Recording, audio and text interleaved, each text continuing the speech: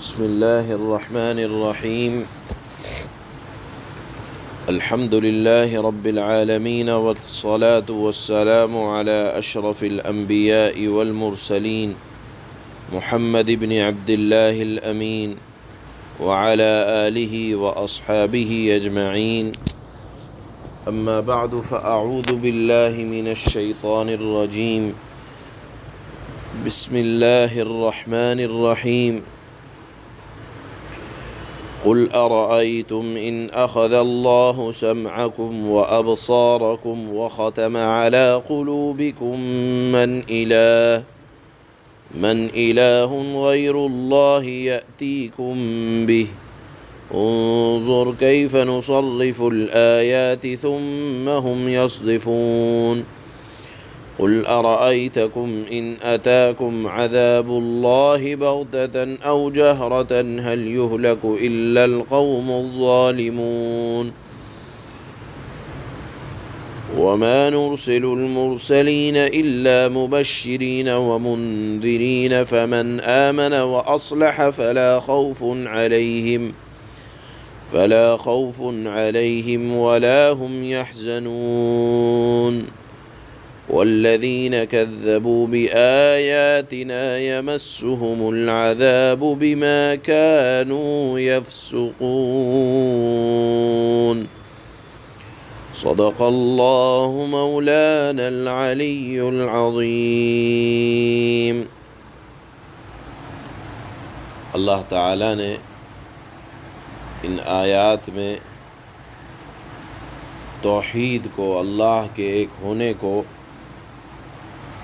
کے سلسلے میں فطری دلائل پیش کیے ہیں۔ فطری دلائل کا مطلب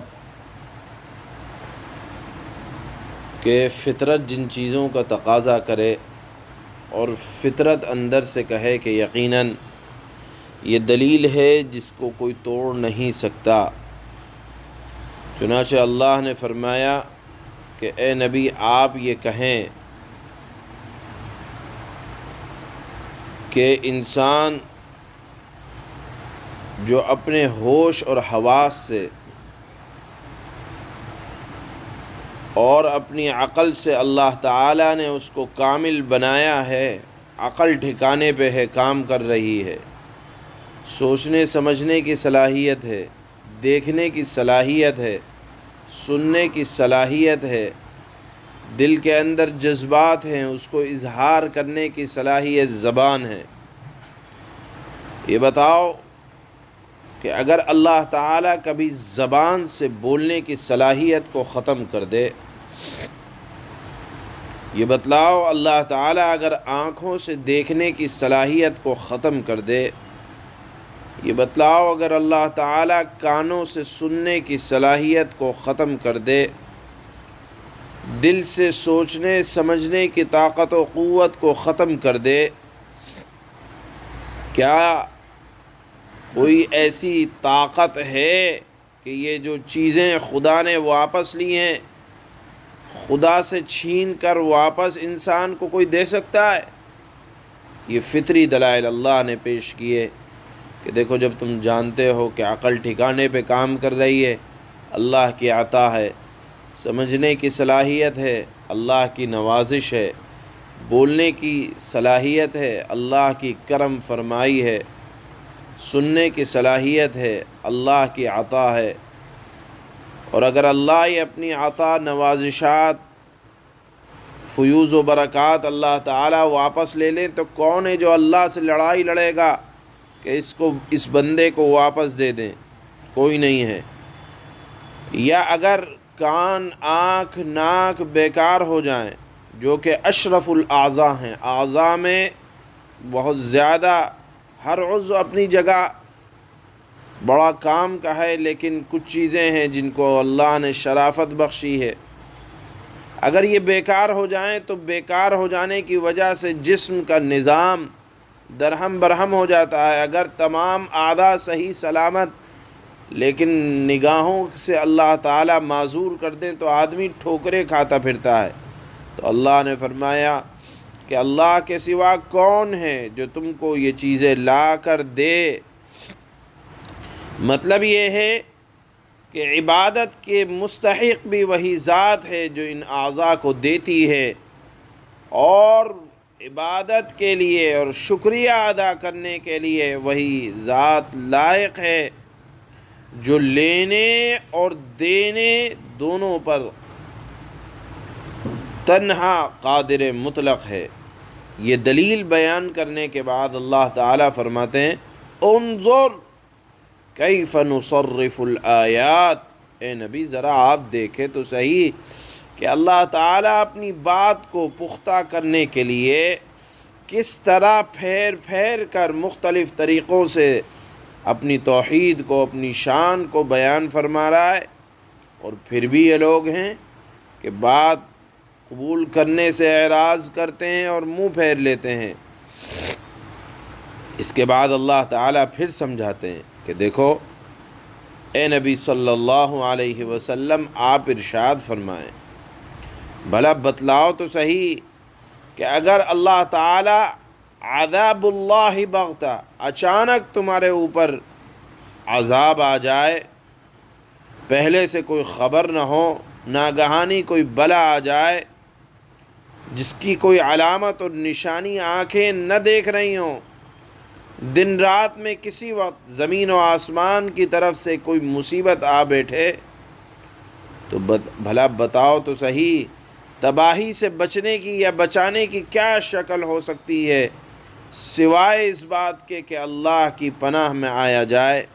لہذا بہتر ہے کہ عذاب آنے سے پہلے اپنے آپ کو ظلم و شرک کے دلدل سے بچایا جائے اور عذاب کو دعوت نہ دی جائے۔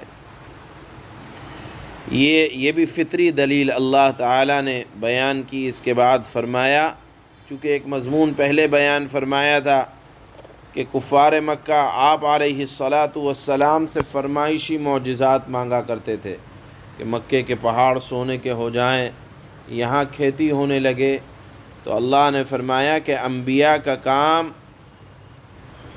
معجزات کے لیے نہیں بھیجا گیا انبیاء کو، بلکہ انبیاء کا کام یہ ہوتا ہے کہ وہ آگاہ کرنے والے ہوتے ہیں، یا خوشخبری دینے کے لیے اللہ تعالیٰ نے انبیاء کی بعثت فرمائی کہ لوگوں کو اللہ کی بات بتلائیں، فرمانبرداروں کو بشارت سنائیں، نافرمانوں کو نافرمانی کا انجام بتلائیں۔ اور جس نے انبیاء علیہ الصلاۃ والسلام کی باتوں پر یقین کر کے عمل بہتر کیا تو اللہ تعالیٰ نے فرمایا کہ اس کے لیے بہترین ٹھکانہ، بہترین انجام ہے، اور جس نے روگردانی کی، بغاوت کی، سرکشی کی تو اس کے لیے عذاب علیم تیار ہے۔ اسی لیے کہا جاتا ہے کہ انبیاء کا کام دعوت الی الحق ہے، حق کی طرف بلانا ہے، اور جنت و جہنم آدمی اپنے عمل سے بناتا ہے۔ یہی مضمون اللہ تعالیٰ نے اخیر کی آیتوں میں بیان فرمایا ہے کہ انبیاء کا کام اس لیے نہیں ہے کہ وہ دنیا میں لوگوں کو یہ بتلائیں کہ جو عقل سے ماورا چیزیں ہیں وہ کر کے دکھلائیں، انبیاء کا کام یہ نہیں ہے، بلکہ اللہ کا پیغام لوگوں تک پہنچانا ہے جو کہ انبیاء کر کے گئے ہیں، اور انجام سے باخبر کرنا ہے، بشارت دینا ہے عمل کرنے والوں کو، اور باخبر کرنا ہے نافرمانوں کو۔ یہی اللہ نے اخیر کی آیت میں یہ مضمون ارشاد فرمایا۔ چنانچہ فرماتے ہیں قُلْ أَرَأَيْتُمْ إِنْ أَخَذَ اللَّهُ سَمْعَكُمْ وَأَبْصَارَكُمْ وَخَتَمَ عَلَى قُلُوبِكُمْ مَنْ إِلَٰهٌ غَيْرُ اللَّهِ يَأْتِيكُمْ بِهِ انظُرْ كَيْفَ نُصَرِّفُ الْآيَاتِ ثُمَّ هُمْ يَصْدِفُونَ۔ اے پیغمبر ان سے کہیں ذرا مجھے بتلاؤ تو صحیح کہ اگر اللہ تمہارے سننے کی طاقت اور تمہاری آنکھیں تم سے چھین لے اور تمہارے دلوں پر مہر لگا دے، ذرا سی آنکھیں خراب ہو جائیں، ساری دنیا کی دولت لا کے رکھ دیں، نہیں صحیح ہو سکتی۔ یہی اللہ نے فرمایا تو اللہ کے سوا کون سا ایسا معبود ہے جو یہ چیزیں تمہیں لا کر دے دے؟ دیکھو ہم کیسے کیسے مختلف طریقوں سے بدل بدل کر توحید کی دلائل بیان کرتے ہیں، پھر بھی یہ لوگ منہ پھیر لیتے ہیں۔ قل ارأيتم ان اتاكم عذاب الله بغتة او جهرة هل يهلك الا القوم الظالمون۔ اے نبی آپ فرمائیں، ذرا یہ بتلاؤ کہ اگر اللہ کا عذاب تمہارے پاس اچانک آئے یا اعلان کر کے آئے، دونوں صورتوں میں کیا ظالموں کے سوا کسی اور کو ہلاک کیا جائے گا؟ وَمَا نُرْسِلُ الْمُرْسَلِينَ إِلَّا مُبَشِّرِينَ وَمُنذِرِينَ فَمَنْ آمَنَ وَأَصْلَحَ فَلَا خَوْفٌ عَلَيْهِمْ وَلَا هُمْ يَحْزَنُونَ۔